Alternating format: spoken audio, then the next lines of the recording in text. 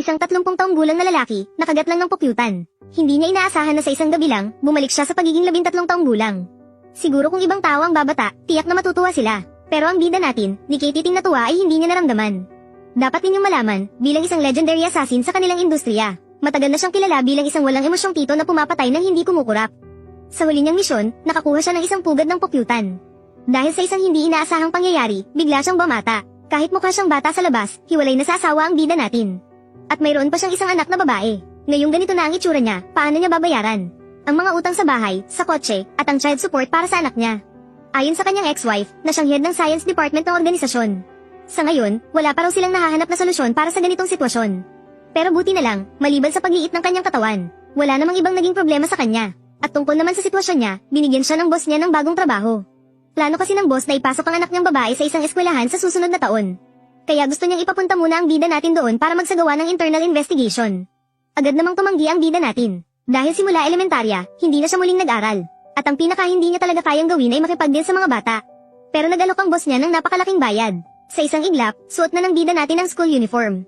Dala ang communication glasses na inihanda ng kanyang assistant. At sa unang araw ng klase, syempre, hindi mawawala ang self-introduction. Normal naman ang sinabi ng iba. Pero pagdating sa bida natin, nag-iba ang ihip ng hangin. Dahil pangalan lang niya ang sinabi niya at agad na siyang tumalikod. Inisip ng lahat na madilim ang dating niya. Matapos siyang paalalahanan ng kanyang assistant, napansin din niya ang problema. Kaya wala siyang choice kundi bumalik sa harap para magsalita ulit. Ang hobby ko, parang wala. Ang special skill ko ay sniping. Kahit sinabi niya agad na sa laro lang yun. Pero gaya ng inaasahan, iniwasan na siya ng buong klase. Nang pauwi na sana siya pagkatapos ng klase, isang kaklaseng babae ang sinadyang bumangga sa kanya. Sorry ha, Mr. Otako. Ano ka ba naman? Babarilin na niya tayo niyan. Oh, nakakatakot naman. Kinabukasan, sa opisyal na pagsisimula ng klase, hindi niya inasahan na matutuklasan niya ang saya sa pag-aaral. Dahil simula pagkabata, inampon na siya ng isang organisasyon. Araw-araw, kung hindi training, misyon ang ginagawa niya. Lalo na ang mga aralin sa social studies. Kapag iniuugnay sa mga karanasan niya sa buhay, talagang may kakaibang dating. X times negative 4 ay katumbas ng positive 24, at ito ang unang beses niyang malaman ang tungkol sa mga negative number. Mula noon, tuluyan na siyang nalulong sa mundo ng mga libro. Kahit pag-uwi galing eskwela, diretso agad sa homework ang bida. Ikinagulat ito ng assistant na kasama niya. Dahil sariwa pa sa isip niya ang astig na dating ng boss niya kahapon. Pero isang araw, biglang may pumasok na hubad na panda sa eskwelahan. Hindi lang binugbog ang sekyo, sobrang mayabang pa. Kinorner niya ang dalawang babaeng estudyante. Hindi sila makagalaw sa sobrang takot. Ang nasabi na lang nila ay, mag-ingat ka, itatawag ka namin sa pulis. Pero bilang isang sanay na kriminal, mas lalo pang na-excite ang lalaking panda nang marinig yun. Para sa dalawang babaeng to na ng asar sa bida. Sa tingin ng assistant, hindi na kailangan pang iligtas sila. Pero naaalala ng bida ang sarili niyang anak na babae dahil sa kanila. Wala siyang pakialam sa mga maliliit na alitan na yun. Basta't hindi lang malalantad ang pagkatao niya, okay na. Syempre alam ko.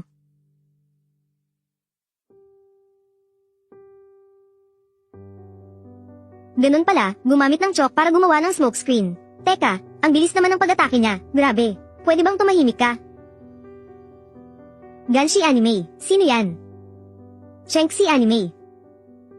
Pero dahil lumiit ang bida, humi na rin ang husto ang lakas niya. Kahit na sa isang suntok ay tumalsik ang laway ng kalaban, mukhang hindi naman nataman ang vital parts niya. At binigyan pa nito ng pagkakataon ang lalaking panda. Bigla siyang naglabas ng paputok at sinindihan ito. Diretsahan niyang sinabi na isasama niya ang lahat sa kamatayan. Nang makita to ng bida, hindi na niya ito pinalampas. Diretso siyang sinipa sa pagitan ng mga hita.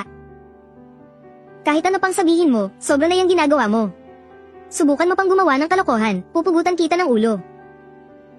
Hindi yung ulo sa baba ang tinutukoy ko.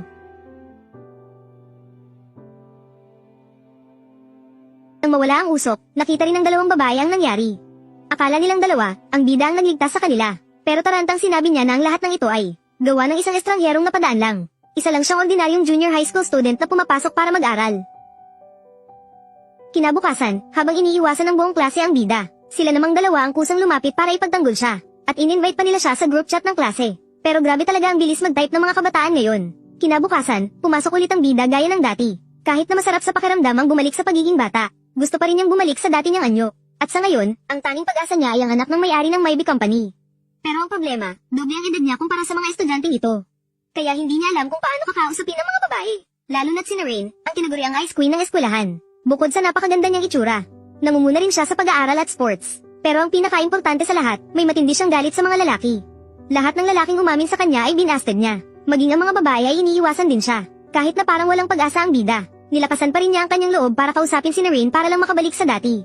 Pwedeng makaistorbo sandali. Anong kailangan mo, Kadiri? Kung wala kang importanteng sasabihin, pwede bang umalis ka na?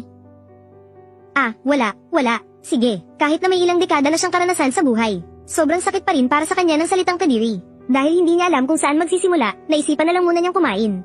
Pero hindi niya inaasahan na ang napili lang niyang kainan na ramen ay ang lugar pala kung saan nagpa-part-time si Narain. Dahil dito, naging sobrang awkward para sa kanilang dalawa. Nagkunwari silang hindi magkakilala, pero mabilis ding naiba ang kanyang atensyon. Dahil grabe pala sa sarap ang ramen dito. Pagkatapos, nakiusap si Narain sa bida na huwag ipagsabi sa eskwelahan ang tungkol dito. Dahil bawal pa sa mga junior high student ang magtrabaho. Yun pala, pagmamayari ng tiyuhin ni Narain ng ramen shop na iyon. Kahit na lumaki siyang mayaman, at namana niya ang foreign features ng kanyang ina, mas mabilis na naging dalaga ang kanyang katawan kumpara sa mga kaedad niya. Noong elementarya pa lang siya, may isang malaking kumpanya na nagpakilala sa kanya ng mapapangasawa. Pero ang tingin sa kanya ng mga matatandang iyon ay parang sa isang adultong babae na. Kahit na isa lang siyang batang elementarya noon, ang tanging naramdaman niya ay pandidiri at pagkasuklem. Maging noong pagtungtong niya ng junior high, nagbago rin ang tingin sa kanya ng mga kaklase niyang lalaki. Iyon ang dahilan kung bakit galit si Narain sa lahat ng lalaking lumalapit sa kanya. Sa tuwing stress na stress siya, palagi siyang ipinagluluto ng tito niya ng isang mangkok ng ramen. Gustong-gusto ni Ilian ang lasa nito. Matagal na niyang pangarap na ipagpatuloy ang noodle shop ng tito niya.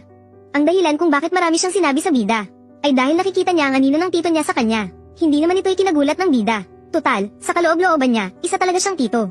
At sang-ayon na sang-ayon din siya sa ideya ni Ilian. Dahil sobrang sarap naman talaga ng ramen kanina. Bukod pa roon, hindi obligasyon ng mga anak na lumaki ayon sa kagustuhan ng magulang. Pagkarinig nito, natuwa ng gusto si Ilian. Hindi niya inasahan na makakatagpo siya ng taong nakakaintindi sa kanya. Ngunit, noong maghihiwalay na silang dalawa, huwag mong isipin na dahil nakausap kita, pwede ka nang umastang close tayo bukas. Bumalik na naman siya sa kanyang man-hater mode. Pero ang hindi alam nilang dalawa, may isang sasakyang papalapit kay Ilian. Huli na ang lahat ng mapansin ito ng bida. Naipasok na ng mga kidnapper si Ilian sa loob ng kotse. Nang makita ito ng bida, sinimulan niyang pagmasdan ng paligid. At mabilis siyang nakahanap ng paraan. Mabilis siyang tumalon sa tuktok ng isang toring bakal. At ginamit ang kanyang mataas na posisyon para hanapin ang sasakyan ng mga kidnapper. Pagkatapos ay inilabas niya ang kanyang baril at umasinta. Gamit ang kanyang maraming taon ng karanasan sa pagbaril. Direkta siyang nagpaputok sa itaas ng target. 17. Imposible naman yan. May narinig na ingay ang driver. Pero inakala niyang guni-guni lang iyon. Yun pala, isa itong bala na may kasamang tracking device. Sa ganitong paraan, mahahanap ng bida ang pugad ng mga kidnapper. Samantala, sa isang abandonadong lugar, tinatakot ng leader ng mga kidnapper si Ilian na magsalita tungkol sa impormasyon sa bagong gamot na ginawa ng kumpanya ng pamilya ni Ilian. Kahit hindi nila alam kung ano mismo ito, sinabi ng kliyente nila na siguradong nasa kay Ilian yon. Pero kailan may hindi naging interesado si Ilian sa mga gawain ng pamilya niya. Nang marinig ito, hindi na nag-aksaya ng panahon ang leader. Sinabi niya agad na napuntahan na niya ang noodle shop ng tito ni Ilian. Kung hindi ako masisiyahan sa sagot mo, alam mo na kung ano ang kahihinatnan.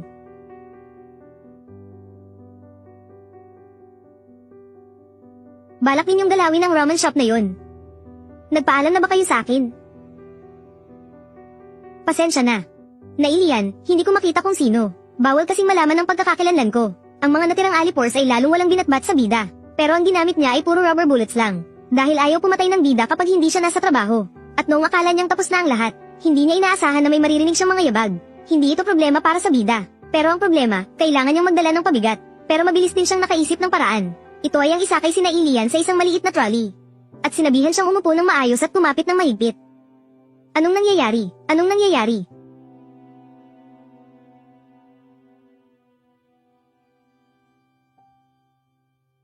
Ang bigat.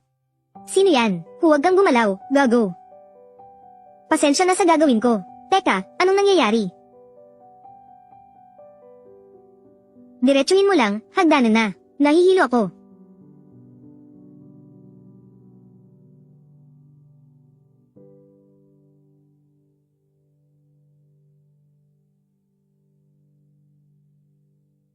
Hindi ko na kaya. Pagkatapos, aksidente siyang nakakita ng mga triangle ruler. Naisip niyang magiging kapaki-pakinabang ang mga ito kaya kinuha niya.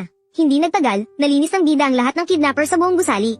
Pero pagkalabas nila, hindi nila inaasahan na sasagasaan sila ng boss ng mga kidnapper. At dahil isa itong sasakyang bulletproof, kaya walang silbi ang nag-iisang armas ng bida. Pasensya na sa gagawin ko. Buti na lang napulot ko ito kanina.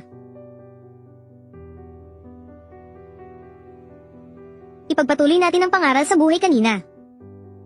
Pangalawang payo. Siguro makaluma na ang pananaw ko. Pero gusto ko pa rin sabihin, na ang mga lalaking hindi maginoo sa mga babae ay mga basura.